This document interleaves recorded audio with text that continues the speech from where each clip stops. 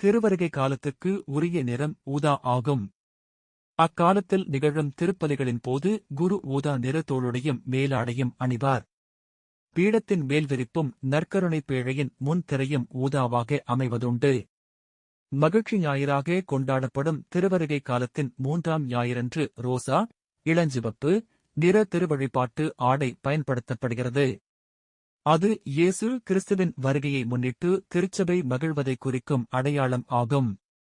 திருவருகை காலத்தின் போது வழிபாட்டில் அறிக்கையிடப்படுகின்ற விவிலிய வாசகங்கள் மூவொரு இறைவனின் 2ஆம் ஆளாகிய இயேசு கிறிஸ்து இவ்வுலகில் மரியாவின் மகனாக தோன்றிய நிகழ்வையும் அவர் உலக முடிவில் நடுவராக வரவிருக்கின்ற நிகழ்வையும் எடுத்துரைக்கின்ற பாடங்கள் ஆகும்.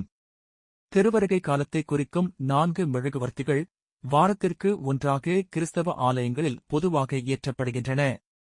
இவற்றில் முதல் வாரத்தின் மெழுகுவர்த்தி ஆபிரகாம் உள்ளிட்ட இஸ்ரேலின் குல முதுவர்களையும், 2ஆம் வாரத்தின் மெழுகுவர்த்தி இயேசுவின் பிறப்பை முன்னறிவித்த எசாயா உள்ளிட்ட இறைவாக்கினர்களையும், 3ஆம் வாரத்தின் மெழுகுவர்த்தி இயேசுவைச் சுட்டிக்காட்டிய திருமுழுக்கு யோவானையும், 4ஆம் வாரத்தின் மெழுகுவர்த்தி இயேசுவின் தாய் மரியா, வளர்ப்பு தந்தை புனித யோசேப்பு ஆகியோரையும் நினைவுபடுத்துகிறது.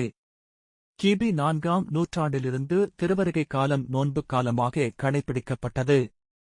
தற்போது நோன்பு கடைபிடித்தல் தவக்கால முயற்சியாக மட்டும் கருதப்படுகிறது. திருவருகை காலம் எதிர்பார்ப்பையும் மகிழ்ச்சியையும் விழிப்பையும் குறிக்கின்ற காலமாக பொருள் விளக்கம் பெறுகிறது. திருவருகை காலத்தின் இறுதி 8 நாள்கள் டிசம்பர் 17 முதல் 24 வரை தனிச்சிறப்பு வாய்ந்தவை. அப்போது திருச்சபை இயேசுவின் வருகையை ஆவலோடு எதிர்பார்த்திருப்பதைக் காட்டும் விதத்தில் மன்றாட்டுகள் சொல்லப்படும்.